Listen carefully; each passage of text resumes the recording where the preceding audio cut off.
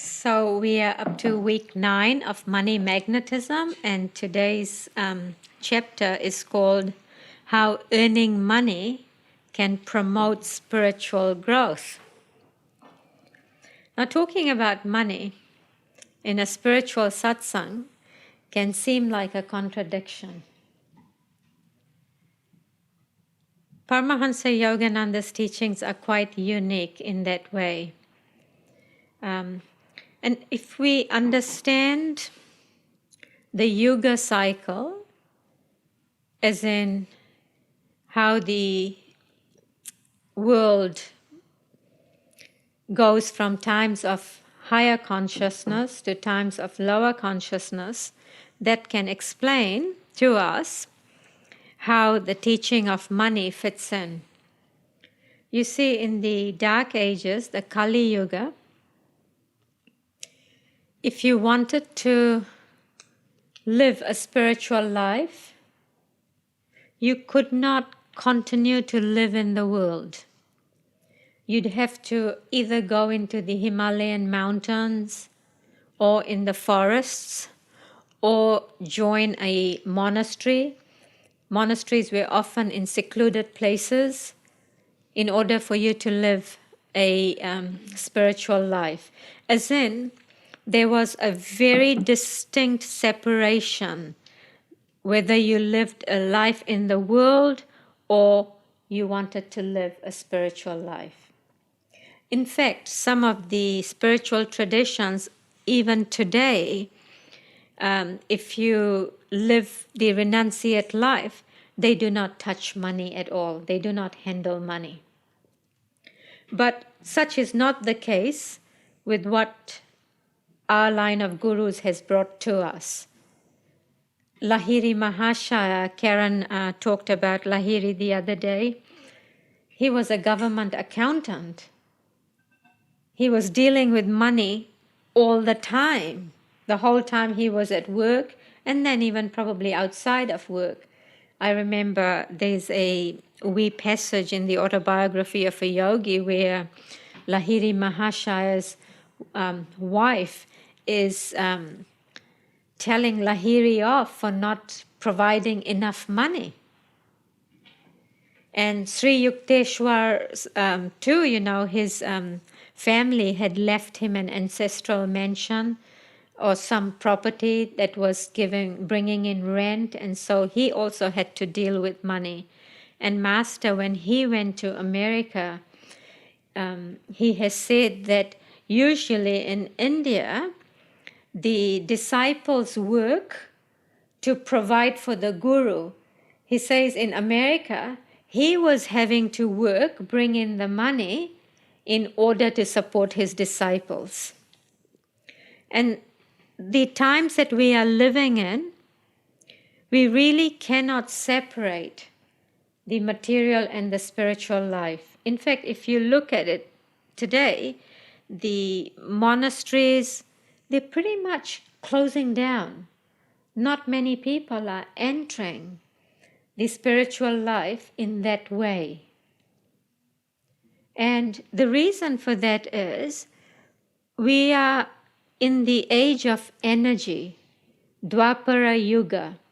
An age of energy means that these distinctions are not so separate. Age of energy, the material and the spiritual has begun to come together. So if you think of the Kali Yuga being a material age, and everything, you can think of it as like everything is like ice blocks. And then when those ice blocks start melting, one merges into the other, right? The separation disappears. And so that's the kind of age that we are in at the moment. And so people who want to live the spiritual life are less likely to live it by becoming a monk or a nun and living in a monastic situation. We are unlikely to go and live in a cave. One of my colleagues, he was saying that he really had this desire to live in a cave and just live that life of, yoga and meditation and just away from the world. And his teacher said that, well, give it a go. And he said he did not last beyond a few days. He realized that he could not live in a cave just living that life of meditation and yoga and all that. And he says that was actually a really good experience, because he was able to tick off that desire and realize that even though he desired the spiritual life, but he did not want to live it in that way. And he did get married and have children and all of that. So, and he carried on with his yoga practices. So more and more people are coming to the spiritual life just, where they are, without having to leave this world. And what that means is it becomes important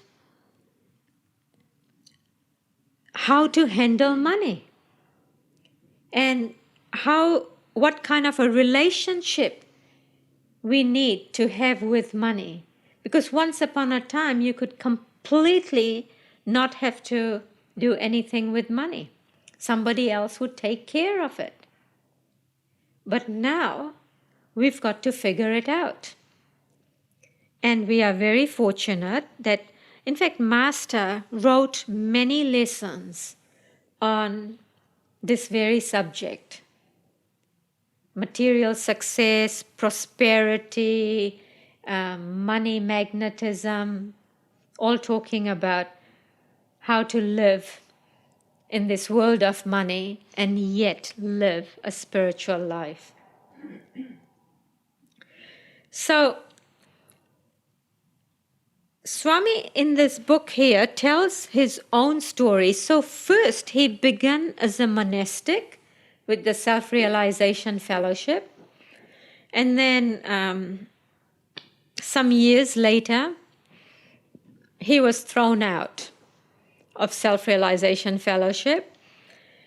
And that's the only life he knew, because he joined Master when he was still in his early 20s. And then I think it was about 14 years later, he got thrown out. At that point, he went and lived at his mom and dad's. Not the ideal thing to do at that stage of life. And he had to kind of start his life all over again. He doesn't exactly mention here what project it was that he started that needed a lot of money, but I'm assuming that the project was the land that he bought for the what is now called the meditation retreat that people use for seclusion. But I can't be too sure about that. But anyway, he started this project, and he says that it turned out more expensive than he thought. I mean, like every project, right? We budget a certain amount and it always somehow goes over. And things were not very different even in the 1960s and 70s. And so he was doing this project. It needed more money than he had expected, which meant that he had to go and earn more money. So what he did was he just held more classes because he did not want to go off and do something else. His life was all about giving to Master. And so he put on more classes in different cities. So every night of the week he would be teaching in a different city. And then come Thursday or Friday, he would go back up to the meditation retreat, and at the meditation retreat, he would be then teaching classes over the weekend, people who would come for weekend retreats. So he was pretty much very busy giving classes, earning money. And he says that he became quite concerned that his life was becoming more materialistic and he was having to think too much about earning money because there was a debt to be paid. But, and not only that, he said that he was also very concerned that he was getting enmeshed in materialism. And I know, we all feel that way at times in our own lives. That here's me just wanting to live this spiritual life. I want my material needs to be taken care of. But really, who is going to take care of our material needs? We have to do it. And so Swami was very concerned about that, but he says that when it all came to an end, he says it was only at the end of this long struggle he discovered that his real gain had been far more spiritual than material. So even though the kind of work he was doing was that of earning money, and even though it had to it was earning money through doing classes, he benefited spiritually. He says that he found,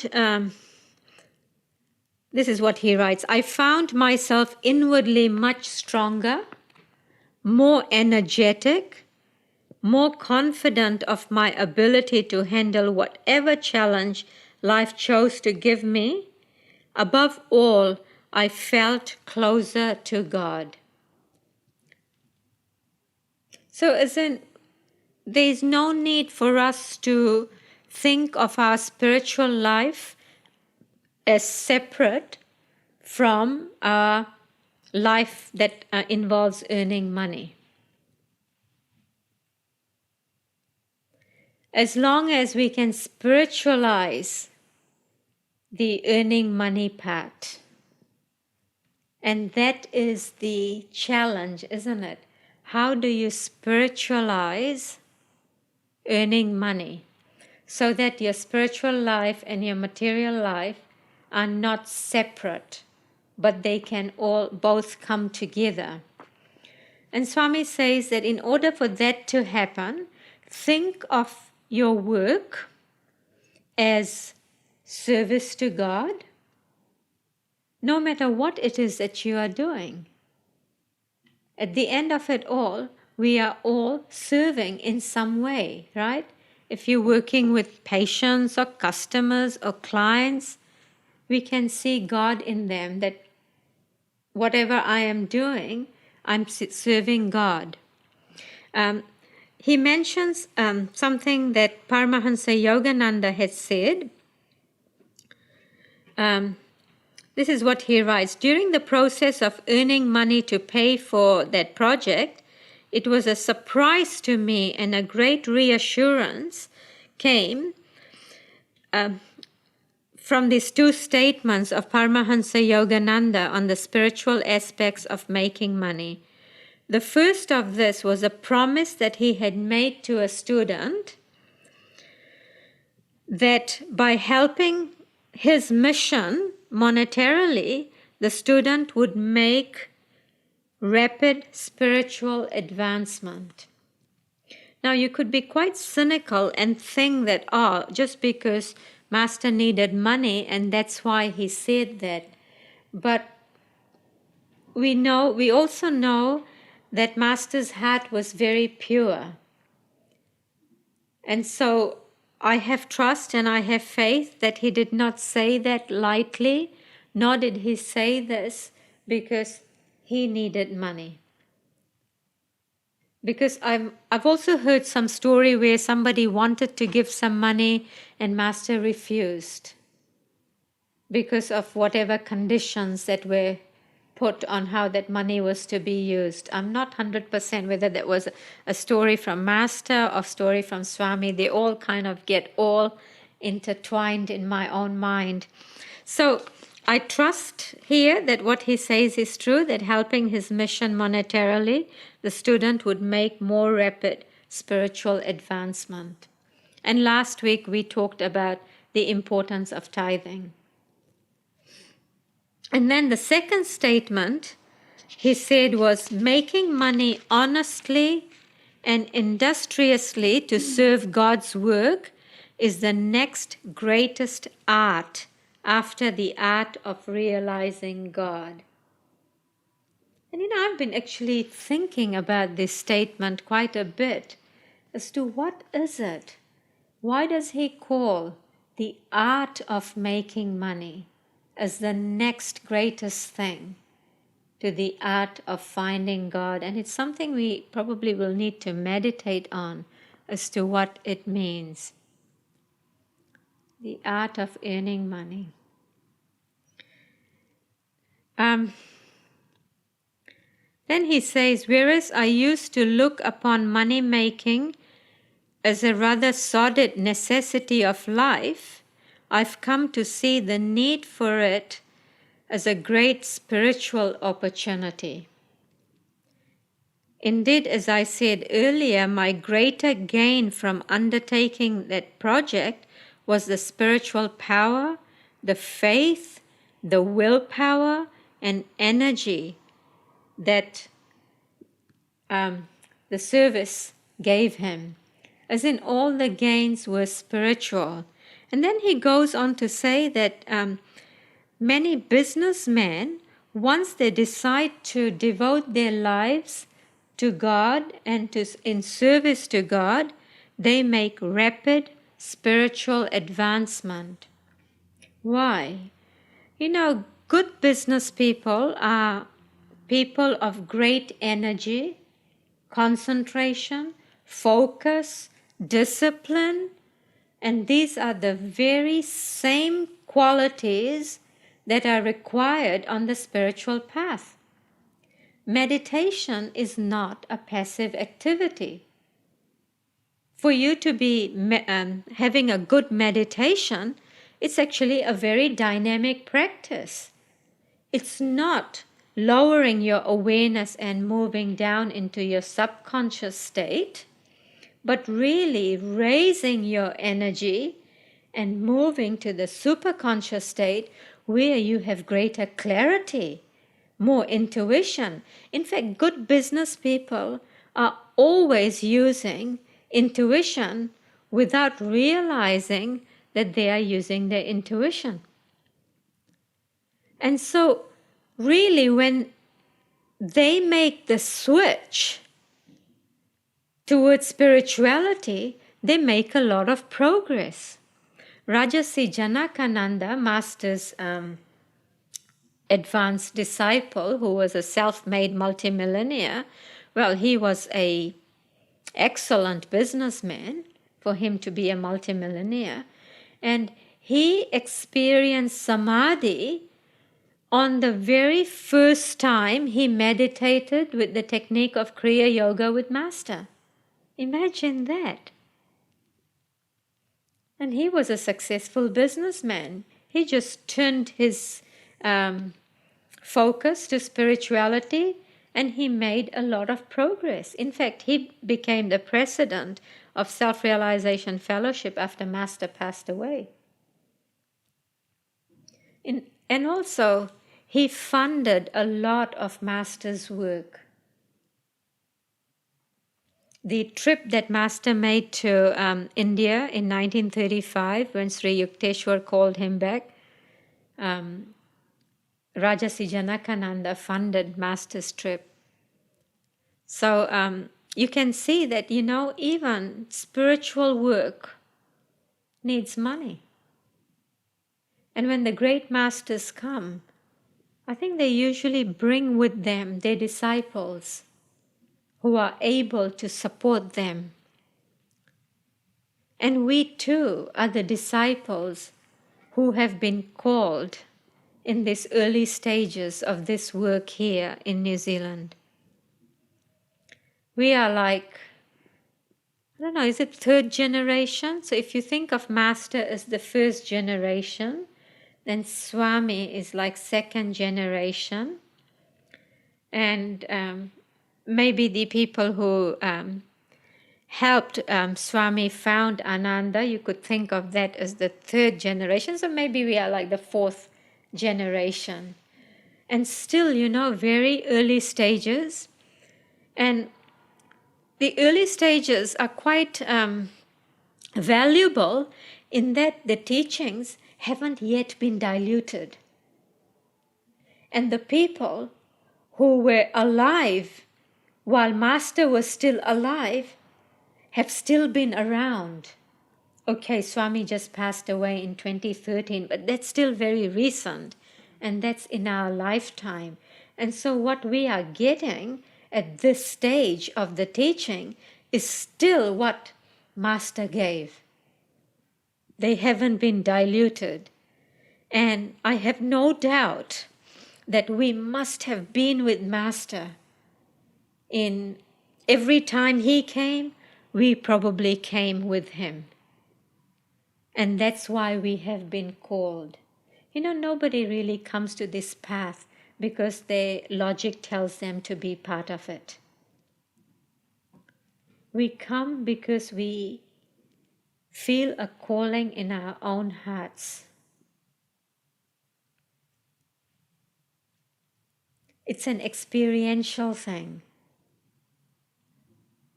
We have an inner experience that brings us to this path. I was just thinking of my girls because I spoke to both of them today, and one told me that her morning alarm is Swami's music, Swami's songs. Because she said usually if the alarm rings, you can't wait to turn it off, right? But when Swami's songs come about in the morning, she says she's just happy to listen to it. And she feels like, okay, now she wants to get up. She can listen to a whole song before she gets up. And she also said that she's practicing energization exercises more often. And so, because I was thinking, I wonder if any of my children will, take to this path or not. And it seems like in their own ways they are doing. This path has given us so much, not just meditation, but we have music. We have energization exercises. We have this course on money magnetism. There are so many different ways that you can come to it. And because Vida plays the cello, she said that one of the songs of Swami that she's really enjoying at the moment is Peace. That the song that's just written on one note, and she's been playing that on her cello. And she said that, I find that if I play it on the G or C note, then it sounds much nicer because of the open strings are able to resonate with that. I mean, I don't fully understand what she's telling me, but I kind of know what she's telling me. And she's really enjoying Swami's music. And Devya, I was speaking to her today, and she's just finished her job that she was in because she wants to start her own business now, freelancing. And so on the very first day of her self-employed status, she spent money buying a domain name and website hosting and all that. And then she rings me at the end of the day, because she felt this fear, when we spend a lot of money and you're not used to spending money, there's a feeling of fear that comes in the heart. And she wanted to know, she wanted reassurance that she hadn't spent too much. And I said, no, that's how much it would cost. And then the next day, she tells me, oh, Mom, guess what? I got the exact amount of money in my holiday pay that I got from the previous job. And she said, it's just all flow. she used that word. It's all flow. So, so she's kind of coming to this teaching, but from the angle of money magnetism. So, I'm not quite sure how I got onto this, but maybe I was wanting to tell you about how money is flow. And when we start realizing that it's just energy and it's just flow, it makes a huge difference in our relationship that we have with money. Swami says that when we use our money not just for ourselves, but in order to do something that's for the good of others, as in it'll benefit us, but at the same time it'll benefit others, then the principle of money magnetism begins to work for us. Because so far what we've been looking at are principles of magnetizing money. Some of these principles are easier to experiment with than others. And what I suggest is experiment with those principles that seem easy enough. The ones that are still too hard for you, just put them on the top shelf. Because at some point, you will be ready. And you'd think, why did I not try that before? Like what we discussed last week around tithing. That can really take some time wrapping your mind around it. But you can be almost certain that a time comes when you feel that, of course, this is the obvious thing to do. Why did I not do that before? When we practice Kriya Yoga, what happens? There's an expansion of consciousness that comes about. When we first start meditating, we're doing it for what we want from the meditation. But then very soon you realize that part of meditation is giving back. And so what do? We always take a little bit of time at the end of our meditation to pray for others. It might be one person, it might be lots of people, like today, I'm sure all of us brought to mind lots of people that we sent energy to. And so the same principle when it comes to earning money. We don't just keep what we earn for ourselves, but we use it in a way that will benefit more people than us. So the principle of expansion doesn't just apply to our meditation practice. It doesn't just apply to our consciousness, as in the way we think, but what we do. We have more than what we need, we share it with others. And when we do that, we find that in the universe there is perfect reciprocity. There is an affirmation in Swami's book, Affirmations for Self-Healing. I'll see if I can remember it.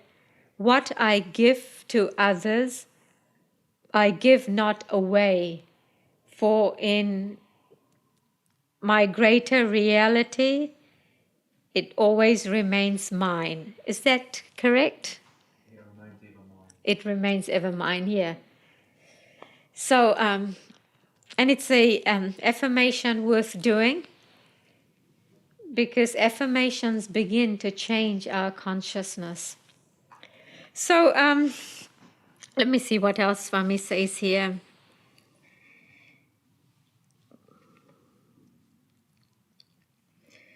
He says, whatever you do, put your full energy into it. If you have to earn money, don't work at it with half your mind. with the other half regretting what you are doing. If you are in a position where you don't have to think about earning money, then it's fine. You can direct your energy towards other things. But it's not necessarily better than for a person to be in a position where he has to think about earning money. But this is not necessarily better. As in, like, just because somebody doesn't have to think about money doesn't mean that they are in a better position than someone who has to think about money. Because really, there is no difference. God is everywhere. In fact, what he says here is God is in money too. God is in the bank as well. This is how he ends this. He says, remember, God is in money too. God is in business. God is in the banks just as much as he is in the mountains and the clouds and in temples and churches. And though it is, I grant you, more difficult to see him in the marketplace, nonetheless he is there. If you look deeply enough, you must find him wherever you are. So, today's topic was how earning money can promote your spiritual growth. Do it with your whole heart, whole mind. Do it in service to others. And that's one of the principles of money magnetism, which really brings us to the end of the principles part of money magnetism. This book has got two parts, as I had mentioned in the beginning. The second part is the method. So from next week on, we start looking at the method. And the first part, I think there are 6 chapters. 1, 2, 3, 4, 5. Now, there are 5 chapters in the method, and the first chapter is the need for concentration. The second chapter then is how to develop concentration. The next one is the tricky subconscious, and then the power of affirmation, and then the last chapter is be practical in your idealism. So those are chapters still to go, and that's what I have for today.